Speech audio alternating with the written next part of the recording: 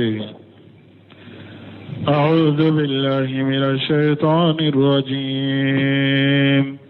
بسم الله الرحمن الرحيم يا أيها النبي قل لأزواجك إن كنتن تردن الحياة الدنيا وزينتها فتعالين أمتعكن وأسرحكن سراحا جميلا وإن كنتن تردن الله ورسوله والدار الآخرة فإن الله أعد للمحسنات منكن أجرا عظيما. بسم الله الرحمن الرحيم والصلاة والسلام على نبينا محمد وعلى آله وأصحابه وسلم تسليما كثيرا. سبحانك لا علم لنا إلا ما علمتنا إنك أنت العليم الحكيم. أستغفر الله الذي لا إله إلا هو الحي القيوم وأتوب إليه. اللهم انفعنا بما علمتنا وعلمنا ما ينفعنا وزدنا علما. biye kari suye hijriya bakele ani kemenani ani binani ani woro shahru shawwal minye shawwalu kalo bisuye watani durunai miladi nasaraw ka jate ba fulani mugani duru san kalo nani na bisuye watani sabanai. أعوذ بالله من الشيطان الرجيم. يا أيها النبي قل لأزواجك إن كنتن تريدن الحياة الدنيا وزينتها إلى آخر الآيتين. من آية قرطبي باناتي cide alaye cide ndo akaswala yalin kika nabinyuma masakela madewa uben kike nabinyuma fantande ko cide nye jibrila musawara kaka hakilina nyini jibrila ko cide ma nabinyuma fantalama ode sugantiya ode daraja kuro talendo ode baraji kabo o cide nya suganti ale kake nabi nyuma fantalamai nabi nyuma miskine lama ayo de suganti ya tuma mu cide tumbe o chogola fantanyan miskine ya min tumbe cide na sallallahu alaihi wasallam akam muso farala nyogonka uye cide ndeguni keleyai wakati be ube keleya nyogona ube nafaqatu do nyini cide nye min setaye ube fundo nyini cide nye min setaye oye cide ndegu okele ka cide ndegu cide kalina aka musoka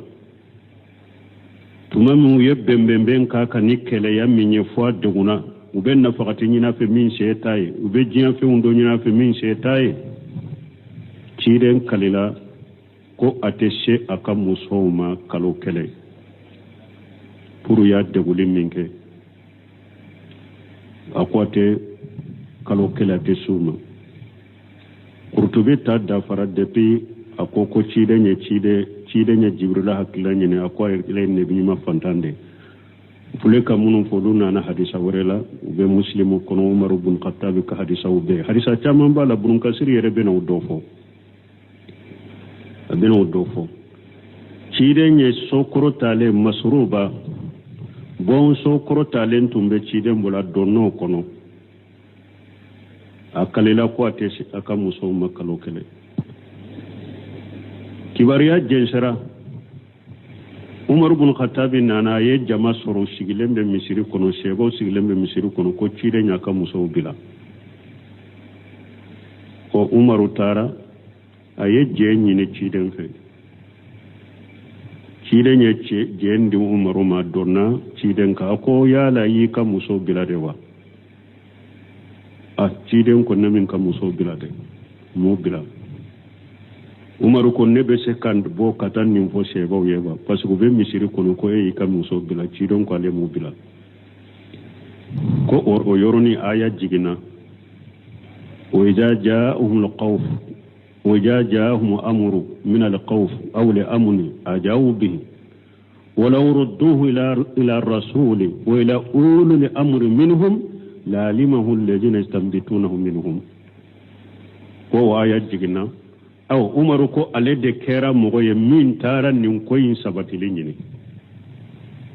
ala ko ni ko do nanuma min ye hakkili sigi koye ube siranna ko ba cari nutu nye ko sagi kata cidema ani munun be ko nunu sabatili nyini ala tumbe ko illa duniya mogo la munun ba ke ka sabati nyini umar ko ale de kera nin ko sabatili nyini bagay tumami kalo kera mugani koronto ciden jigina tunye kalile min ke kalo dafara adonna muso folo min ka yamba aishatu ye amba aishatu ko makali ko ete do an kaite samma kalo kele dafara ciden ko ho kalo beke mugani koronto yo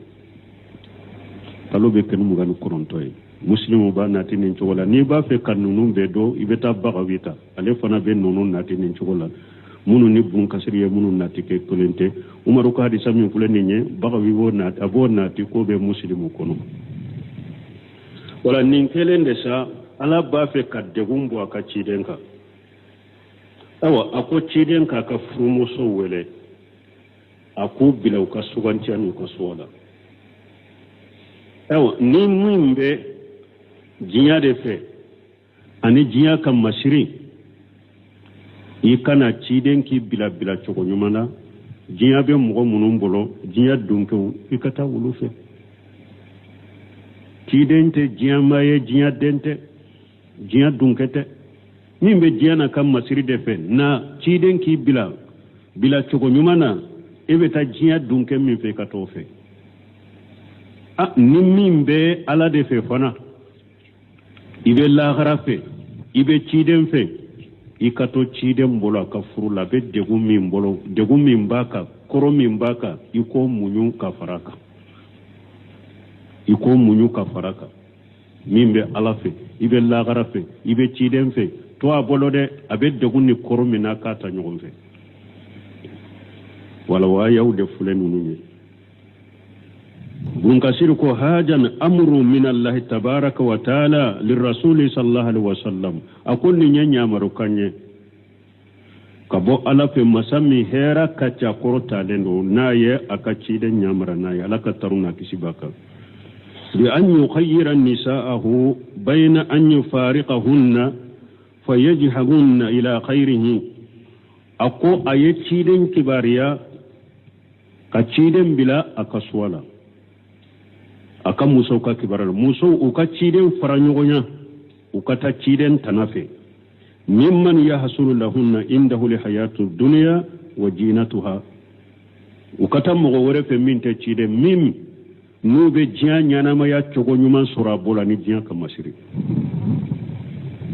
ciden ko faranyogonya ukata tigife wa bayna sabri alama indahu min dighil hal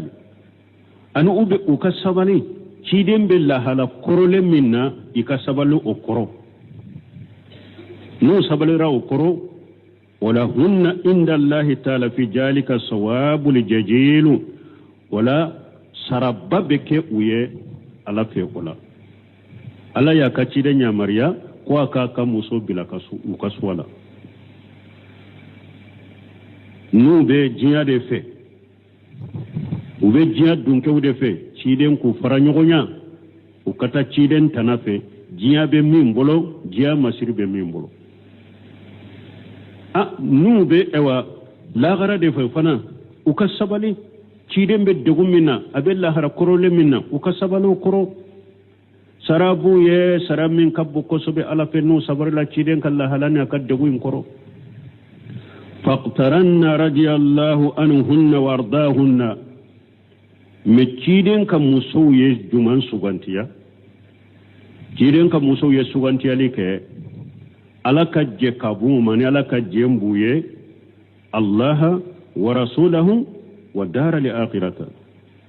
ciden kam muso be uye ala de sugantiya kaka ciden sugantiya kallagara sugantiya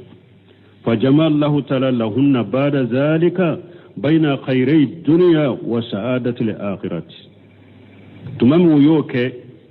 ألا يهيرا فلاين بفرا نيغون كاكا دوما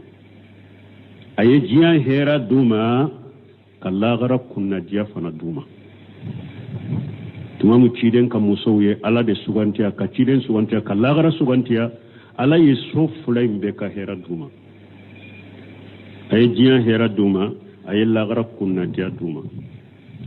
وأن عائشة رضي الله عنها زوج النبي صلى الله عليه وسلم أخبرته كارثة من أنباء ملك جيكا وامد نبي ما كفرمسو أخبرته أن رسول الله صلى الله عليه وسلم جاءها حين أمره الله تعالى أنباء كو aya akibariya ko alaka ciden nana alema tumami ala ye ciden nyamariya an yukhayyira ajwajahu ko aka kam musobilu kaswala qalati fabada bi rasulullah sallallahu alaihi wasallam an bashi to nin kibariya tumami ala ye ciden kibarani ninye ko ciden nana alede foloma faqala inni jakiru laki amra فلا عليك ألا تستعجلي حتى تستمر أبويك أقول مامي الله يتشيدن كبارني يكوا كم مسو بلا كسوالا كتشيدن نانم مسو أكم مسو لا نانم مغفول منا ويه عليه أمبايشد بس أمبايشد ده تونكادي تشيدن يكتما كم مسو بكا أوا أكو أمبايشد كو تشيدن كوالما مبكو دو فويه mais kana teliya kinjabi folo de ibiti bange bagaw fula de ka haklina nyini folo no yu nyamira ki kam min fo wakati ba fo parce que cidem be ambaishetu fe ambaishetu demiseni de do cidem be sira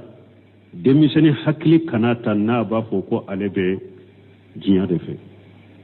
donc akombe ko do fuye kanin jabi de kana teliya kinjabi de ibeta ibange baga fula hakilina nyina la foro parce que ciden bado amba shetu ka bange baga fula bana fa wuta amba shetu nyamari abara ni ciden fara nyogonya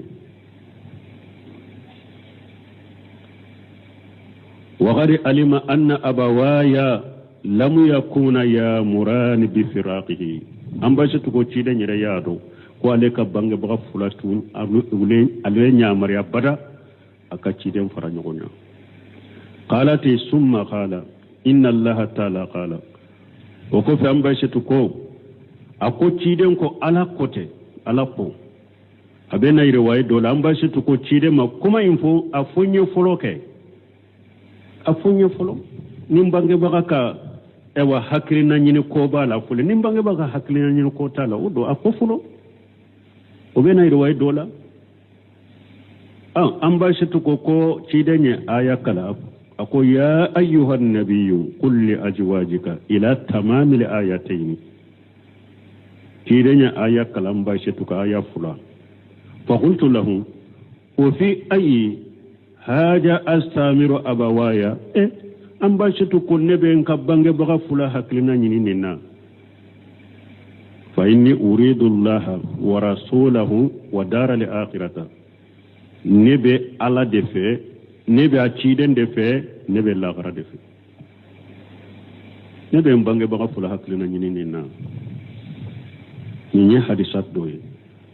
hadisat do nana wani jabir radiyallahu anhu qala aqbala abu bakr radiyallahu anhu يستأذن على رسول الله صلى الله عليه وسلم والناس ببابه جلوسا هرسورين نانا kabo jabiri bolo o hadisa be muslimu kono ko abubakar sidiq nana ciden ka dudala aya soro mogo sigilen be ciden ka dudala ciden ma jenduma ku kado abubakar sidiq ye jen nyini ciden fe wan nabi sallallahu alaihi wasallam falam yujanu lahu ciden ma jende abubakar ma folo ثم أقبل عمر رضي الله عنه فاستأذن فلم يوجد له وكف عمر بن الخطاب فنانا ciden dala o fana je nyini ciden ma jenda ma ko akado summa ajina li abi bakar wa umara radiyallahu anhuma fadagala o ko fe ciden nye jenda abubakar no umar ma ko wulu kado wulu fula donna والنبي صلى الله عليه وسلم جالس وحوله نساؤه ويسر تشيدن سيغلي امسو سيغلن باكرفه وهو صلى الله عليه وسلم ساكت تشيدن دا دلندو مسو سيغلن باكرفه دا دلندو تاكي كما سيفو فقال عمر رضي الله عنه عمر قالك جيك باما لا اكلمن النبي صلى الله عليه وسلم لعله يضحك ako fonne ka ciden kuma nyogona a dola ana yele parce que ya soro chogo mi ya soro a dimilendo a dadelendo ako fo ne ka kuma do fo ka ciden kuma nyogona pour aka yele fa qala umar radiyallahu anhu ya rasulullah law araita ibnata jayd imrata umara salatni nafaqata anifan fawaja'tu unuqaha fadhahika an-nabi sallallahu alaihi wasallam hatta badat nawajijuhu umar ibn al-khattab ko cidema ako cide nitunye neye jeedi demmuso o yem umaru ka furmuso de jeedi demmuso umaru kamba yere ka furmuso ma ayen nyinin kan na faqati de la min sentiye nya goshi akandela ninkere cide nyerela fo ataka juru bora wa qala hunna hawlayn يسالني نفقت ايوا اكون منو فنان فلان كرفته ولو فنان فلان كان فنان نين كو نفقت كو دلاو ayela akon منو فنان فلان كرفا كاب تشيدن فنان كامبا كفرموسوما اكون منو فنان فلان كا نين كان كو نفقت كليندلا وقام ابو بكر رضي الله عنه الى عائشه ليضربها وقام عمر رضي الله عنه الى حفصه كلاهما يقولان تمامي تشيدن ينفو abubakar wulila kata mbashe tuma kwa babugo umar wulila kata demmuso ma hafsata kwa babugo ufulako teshalani nabiy sallallahu alaihi wasallam ma laysa indahum uko aw fula be ciden yinin ka fendo la min chetai kelenkele wulila kata ka demmuso ma kwa babugo aw be ciden yinin ka fendo la min chetai fanahahuma rasulullah sallallahu alaihi wasallam ciden yu balaka kanu goshide akakanu gosi wa anjala allah fa qulna wallahi la nasalu rasulullah sallallahu alaihi wasallam ba'da hajal majlis ma laysa indahu ninkele ambashitu hafsata ciden ka muso ko wallahi bi ni signe in cigi yoro in kofe ante ciden nin ka foila tuguni min setai anta ke tuguni qala wa anzala allah azza wa jalla li qiyara jabir ko ala ye suganti ali jigi suganti ali aya ala ya jigi fa bada bi aisha radhiyallahu anha kiden ya damina ba shi malaka je ka bama fa qala inni azkuru lak amran ma uhibbu an tajali fihi hatta tastamira abawayki kiden ko ne bena kodo fiye ne kana korto de kinjabi de foy katika bangi ma fula haklina nyini qalat wa ma huwa ambashitu ko yeko jumaye qala jabir ko fatala alaiha ya ayuhan nabiyyu qul li azwajika al-aya jabir ko cidenye ayayin kalakata labanna ambashitu qalat aisha radhiyallahu anha ambashitu ko laka je ka bama afika astamiru abawaya ako cide e ka kola ne bi bangi ba fula haklina nyine ka kola بل أقتار الله تعالى ورسوله nebe ala de sugantiya neba ciden de sugantiya wa shaluka me an ba shi ko ciden makomba anyini fe Allah ta jikura li imaratin min nisaika ma aqtarit ne ba nyini fe ne min sugantiya ikano fo yi muso to yede nebe ala de fe nebe ciden de fe nebe lagara de fe me mba nyini fe kana nin fo ika muso toye u fana nyini ka doroni min nye min fo kadi ne tafuye wa qala inna allaha ta'ala lam yab'athani mu'annifan ako alama ne ci gelayali kama walakin basani muallima muyassira ala ye ne ci kan mo la kala de kan no ya de ke mo ya alama ne ci ka gelayalla se mo de la tashalani imrata minhunna amma iqtarati illa akhbartuha muso na yin yinin ka ko aishatu ye juman suganti an ba foye yemmi suganti an ba foye de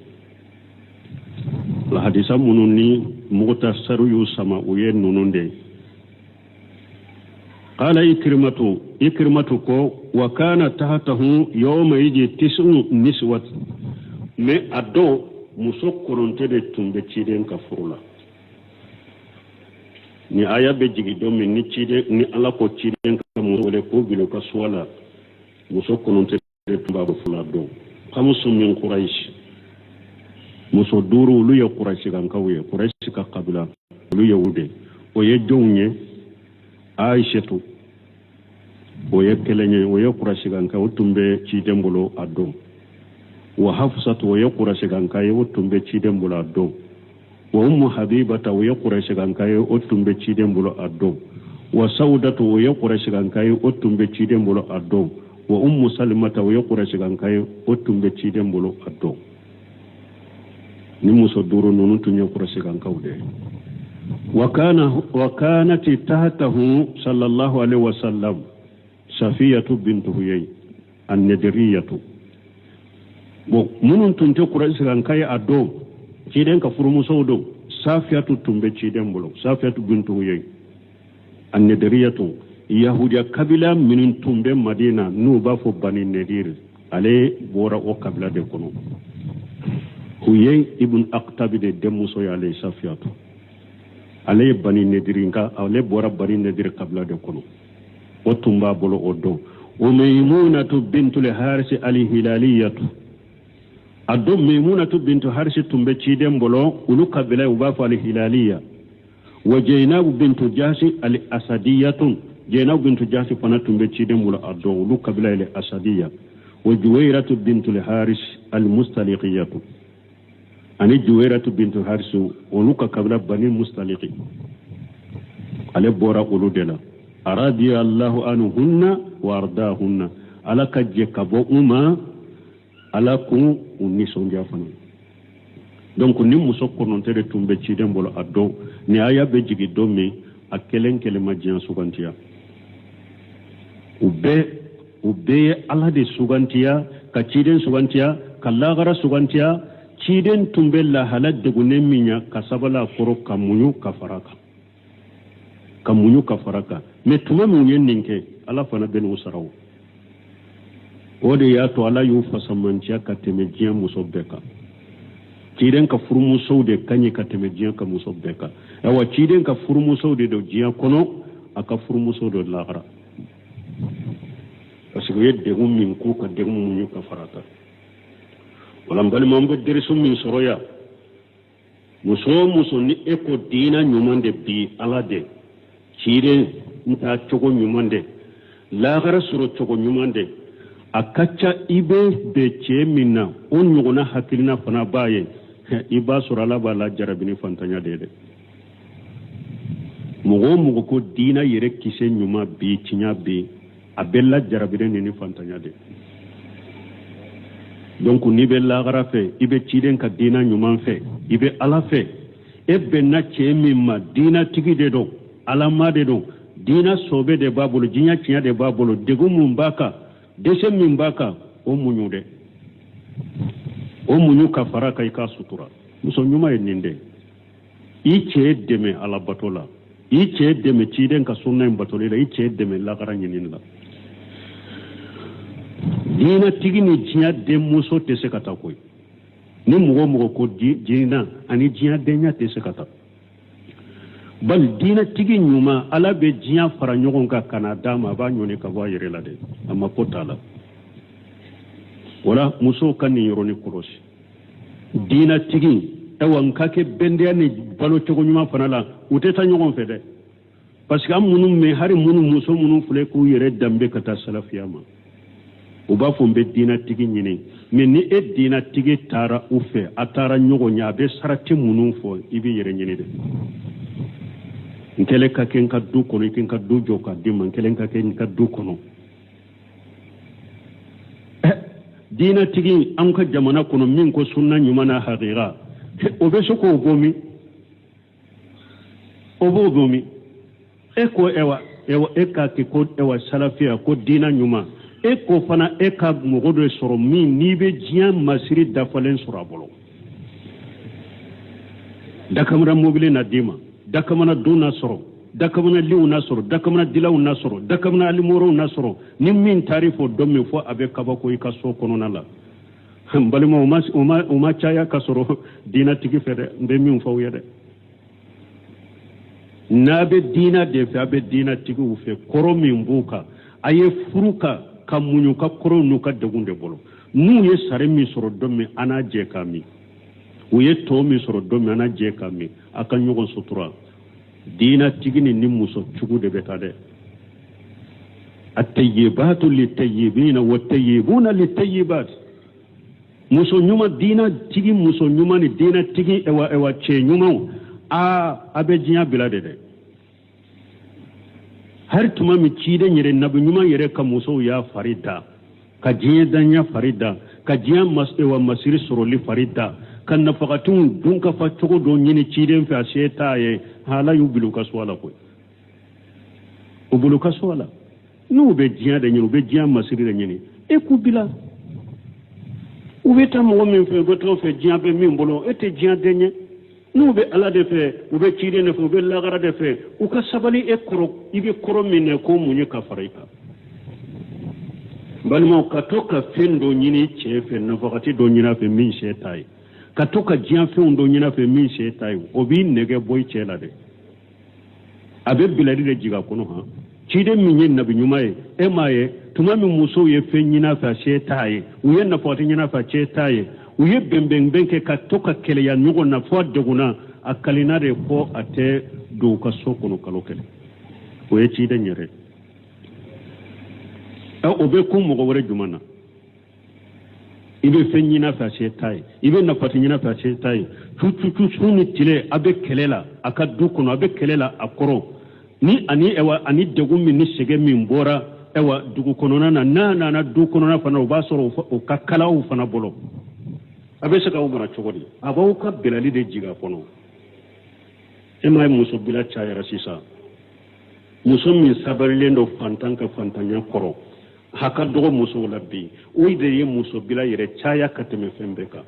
diɲɛ denya de bɛ muso caman la an m'a fɔ a bɛɛ dɛ mais muso caman bi a ko ale ka kɛ furu de la diɲɛ bɛndenya ni diɲɛ ɲɛnamaya cogo ni diɲɛ masiri bɛ sɔrɔ furu min na o fana tɛ sɔrɔ bɛɛ fɛ dɛ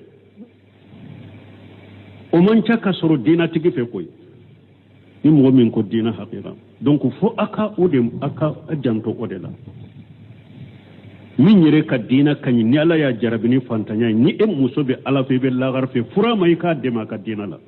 i k'a sutura o de ka ɲi mais tutu don o don fɛn ɲini cɛ fɛ a se t'a ye wagati bɛ nafagati ɲini wagati bɛ diɲɛ masiri ɲini a b'i nɛgɛ bɔ i cɛ la ni nɛgɛ fana bɔra i cɛ la min bɛ jigin a kɔnɔ k'i bila de kɛlɛ a filanan an y'a faamu a kɔnɔ musow 2 3 n'a b'a ka cɛ bolo a ye nɔgɔya kɛ cɛ ka dɔɔni dɛ ni aw ye kɛlɛya jɔ ni ɲɔgɔn cɛ karatatatata hari ni cɛ yɛlɛla min fɛ nin na dimi ni hari a y'a diina fɔ nin fana fɛ e n'a o fana kɔlɔsi i na dimi a dɔntɔ hari mana finma minnu b'a bolo la a bɛ kɔlɔsi a dɔntɔ a ka so kɔnɔ a ka du kɔnɔ jifaw bɛ kɔlɔsi a dɔntɔ ni a y'a kɛ dɔɔni ye dɛ n'a ma nin kɛ dɔɔni ye a b'a nɛgɛ bɔ a cɛ la dɛ nama ke dona ba nege betula keleya karatata ɲɔgɔn fɛ keleya kojugu ɲɔgɔn na keleya cayala ni ɲɔgɔn cɛ a bɛ cɛ degu a ka du kɔnɔ koyi a bɛ cɛ degu so kɔnɔ kosɛbɛ ewa a bɛ min jigin a kɔnɔ a bɛ muso bilali jigin a kɔnɔ dɛ hari n'a ma bila mɔgɔ caman bɛ muso caman bɛ a b'a hakili to kuma fɔ cogo la n cɛ ewa kurusi gosi b'a la a y'a caman ye problème de koyi ka nin problème to cɛ kan kurusila jara b'a sɔrɔ kurusila jala tɛ o kɔnɔfili bɛ hadamaden a bɛ nin ko sugu hari muso ɲure nɛgɛ t'i la tuguni a b'a kɛ ka kɛlɛya jugu min kɛ ɲɔgɔn na du kɔnɔ ka du nɛgɛ bɔ a la dɛ o bɛ kɛ sababu ye hari k'aw ka jɛɲɔgɔnya nɛgɛ bɔ a la aw b'a fɔ ko kurusila gosi b'a la o tɛ ye o problème de b'a kan ni problème cayara hadamaden kan ko sugu dɔ bɛ o tɛ se k'o kɛ koyi muso ka ninnu kɔlɔsi a ka janto ninnu na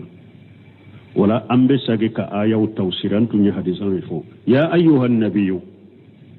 ala ko nabi ɲuman qul li azwajika a fɔ i ka furumusow ye in kuntunna turidina alhayata ad-dunya wa zinataha n'aw bɛ diɲɛ ɲɛnamaya ɲuman n'a b'o de ɲini ani diɲɛ masirin fataalayna ayena umatti'ukunna mbe ewa aw ladiya ka dusu suma wa usarrihu kunna sarahan jamila mbaw bila cogo ɲuman na bilali min ɲɔgɔn lagosi t'a la ɲɔgɔn nani t'a la dimi kɔrɔ ka dimi ɲɔgɔn kɔrɔ t'a la mbaw bila cogo ɲuman na n se ye min ye seeni min bɛ ɲɛ n bɛ se k'aw dusu suma k'aw ladi min ye n b'o ta ka di aw ma k'aw bila bilali min ni ɲɔgɔn lagosi ni ɲɔgɔn nani ɲɔgɔn juguya t'a la mbaw bila a bɛ taa mɔgɔ wɛrɛ fɛ min tɛ ne ye ni diɲɛ bɛ min bolo diɲɛ masiri bɛ min bolo wa in kuntunna turidina allaha wa rasulahu wa dara al-akhirata min n'a bɛ ala de ɲini fana a bɛ ala ka ciden de fɛ a bɛ lagara de ɲini ayiwa a bɛ to ciden bolo a bɛ lahala degulen min na a b'o muɲu a bɛ sabali o kɔrɔ a kana to ka ɲininka nafagatila min se t'a ye a kana to ka ɲininka diɲɛ masiriw la a kana to ka bɛnbɛnbɛn k'a la ka kɛlɛya caya ka taa ɲɔgɔn ma ka degu a ka to a kɔrɔ a ka sabali a kɔrɔ lahala degulen min n'a b'a la lahala kɔrɔlen min n'a b'a la a ka sabali o kɔrɔ fa inna allaha a'adda lil muhsinati minkunna ajran azima awa n'a y'o kɛ minnu kɛra muso ɲuman ye aw la ala bɛ sara de bila u ɲɛ sara min ka bon kosɛbɛ min ye arjanna ni min ye lagara de sugantiya ka ciden sugantiya min ye ala sugantiya ka ciden sugantiya ka lagara sugantiya aw la o tigi ye mɔgɔ ɲuman ye ayiwa ni mɔgɔ min muso min ɲana aw la a ye ɲuman kɛ aw la ala bɛ sara bila a ɲɛ ni muso min ɲana aw la ala bɛ sara bila o ɲɛ sara min ka bon dɛ يا نساء النبي من يأت منكن بفاحشة مبينة يضاعف لها العذاب ضعفين وكان ذلك على الله يسيرا ومن يقنت منكن لله ورسوله وتعمل صالحا نؤتها أجرها مرتين وأعتدنا لها رزقا كريما ala b'a fɔ masa min kɔrɔtalen don n'a bɛ ciden ka musow waaju minnu ye ala sugantiya ka ciden sugantiya ka lagara sugantiya tuma min u ka kow sabatira ciden bolo sabatira sisan ko ciden ka furumusow don a ka kan ala k'u kibariya fana u kere la ni kiiru minnu ye ni musow tɔ tɛ kelen ye o kiiruw la a k'o fana f'u ye o de y'a to yaqulu taala wa ija nisa annabi sallallahu alaihi wasallam ala y'a fɔ masa min kɔrɔtali n'a bɛ ciden n'a b'a ka musow waaju ala ka tanu bɛ ciden kan allati iqtaranna allaha wa rasulahu wa dara al-akhirata muso minnu n'u ye ala sugantiya ka ciden sugantiya ka lagara so sugantiya wastaqarra amruhunna tahta rasulillah sallallahu alaihi wasallam u ka ko sabatira ciden kɔrɔ fa nasaba kaka an yughbirahunna bi hukmihinna wa takhsisihinna duna sha'iri nisai akaka ala ku kibari anu ka kiruye anu kere kere fem munum buye ka bo muso tola akaka ala ko fana fuye ala ko ya nisa annabi akon nabi nyumo ka furmuso adonna sa sabatira ciden bulo ko ciden ka furmuso ya awuye parce que aye ala suganti aye ciden suganti aye lagara suganti ya nabi nyuma ka furmuson manyati min kunna bi fahisati mubayyinati awa ni mugo minye musom minye ko jugu bangalenke awula ko jugu minche ka jugu ni musom minye oke awula yudaafu laha al azabu dafain ni hada madun to jiya muso toye o junubuno ko jugu ke la jaba min bedda aka ni awuyo o ko jugu ke o la jaba jiya muso to kal la jaba fulana de bedda auka adugulende bedda auka una basko ako ni ewa fahishatu bi fahishatu mubayyana min fulani nye wa hiya an-nusudu wa su'ul khulqi mugo kana miri ko jene yade nabi nyuma ka muso te jene yakede ako ni nyede muso ka korota cheka ube jogo jogo munumbala hada madenya jogo jogo munumbala ko ni bi fahishatu mubayyana yi ode wa ala kulli taqdir fa huwa saratu mais akera chogo chogo kono ninye sarati de ninte kome ko ciiden ka furmuso be ko jugu ke ala ya fo ka sarati de nayo ko jugu ke ko lankolon ke mais atayira ko lankolon ke lawdo be ko lankolon ke onyo gona nana qur'ana kono kachaya wala qad uhiya ilayka wa ila alladhina min qablika la in asrakta la yahbatanna amaluka ala ko ciide manne wa hawci ema cide munun temenanya ka wahauci ma niye musriki yake ka fulana farana la ka mbika bara nyumo ciya cide ba musriki yake wa atake aya urena qul in kana lirrahman waladun fa ana awwalul abidin afuye muhammadu ni de na ya soro dembe ala bolo ne folo de beke o demba to bagay dembe ke ala bolo wa nunu nye sarati da korote koko nunu beke onyo gona de fuleni mfana yala manyati min kunna bi fahishati mubayyina akera nyafo ku yere musoka yere korota nusuje ani ewa jogo jogo akera fe ngoreo ewa sarati de fora nin kunte ko ciden ka furu muso bake ni mo mi nyoko jogo ke awula ewa ni mo to biya muso to ye nuye o ko jogo nke la jaba min be dauka ni aw yo ko jugu inkel la jabay ulukal la jabay fulana de bedaw ka dubule bedaw auka wa kana dhalika lillahi yasira wa kanu ala bolo ala ko la jabada auka wa kanu ala bolo ay sahala hayyina wa kanu ala bolo wala mbal mon nim fana be mindi amma ya asuru dona na umaru bolon tun ko mba sike sike biya sahlina sahabalan hatli pannaka ko umaru bul khattabi tun kera tumana tumbe khalifa yala na ye wa shebo to nyamra ni minye ka silamo nyamra ni minye ko ayen ninke ube na ye silamo bali minna ko ayen nin toye abena ka demba yala awa abafu nye silamo nyamra yo kan ninke mo ko folo min nyinine ndo naye kake awde do nama ke ni mugo to nu uma ke bella jaba mundo kamba fulana dawkade na ye mugo we wa bali minna bena ka demba yala ewa binye silamo bali ninna ewa aya to de mugo fulo min kanka toye awde do mugo bawde laje nama toye ni mugo to ma toye nu ye ko jugu nke bella jaba mun ko lamba fulake awlade wasru ndella ko ye umaru bin khattab me bintun ko mba sege se ka sabatili do yala sabatilen do hari namo sabatilen soro ciden ka furmuso ko ni fule tawa hada madon kakkara manu ka bonya be nyugo nya chugomi akan ka wire mina ka bo kollan koloni junbu la ni oyede mogo bete kele nyade ko jugu kele la de mogo do be se ka ke ye ko jugu dola ni e yera la aka jugu ni ale tayede ari hana madon bulu karasa hari e yere karasa ya mami to karasa yi salli wala la to karasa e wajuru ke la to e de ben ninfo e de ben ninke kasoro mo to ba ke suni tilawu sempe ma ko to lugo mo te kala nyada wala al mamu kam muso kan ni ro fana to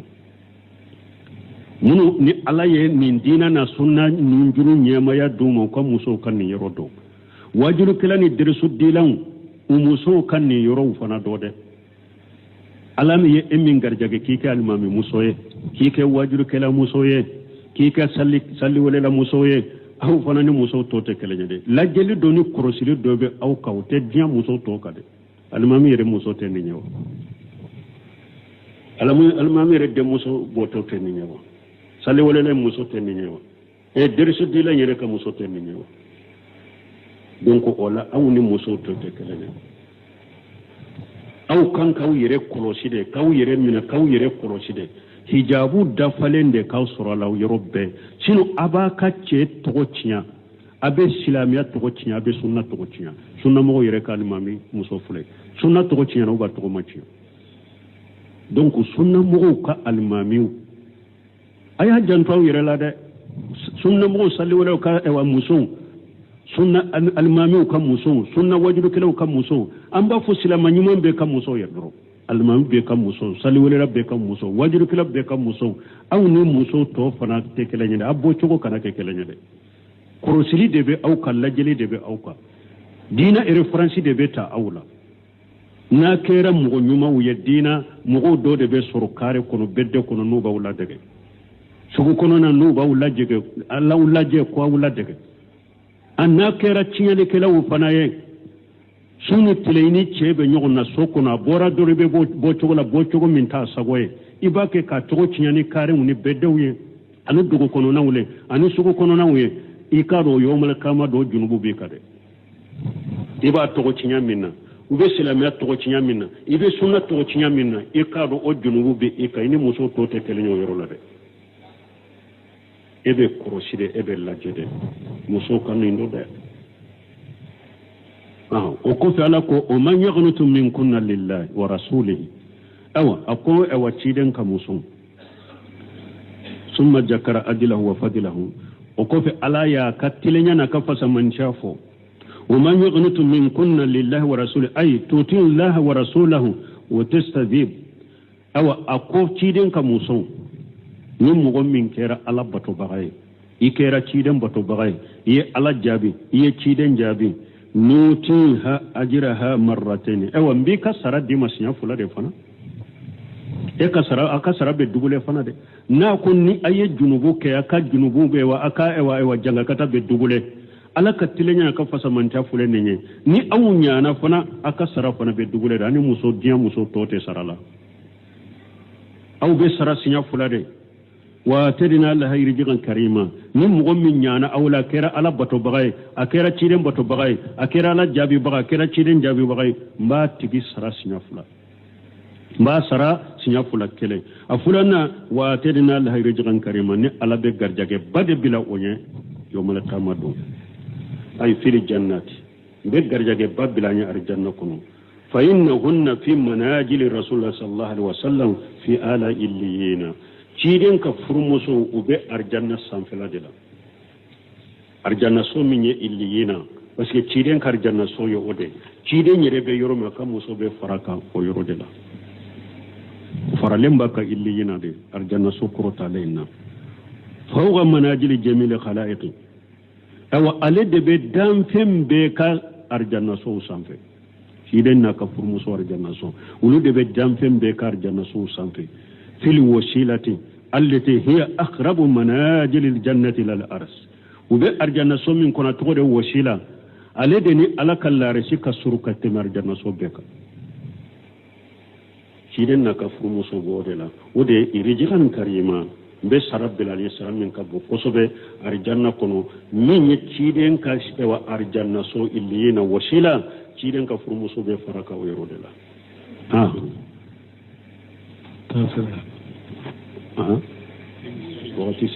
سبحانك اللهم ربنا وبحمدك أشهد أن لا إله إلا أنت أستغفرك وأتوب إليك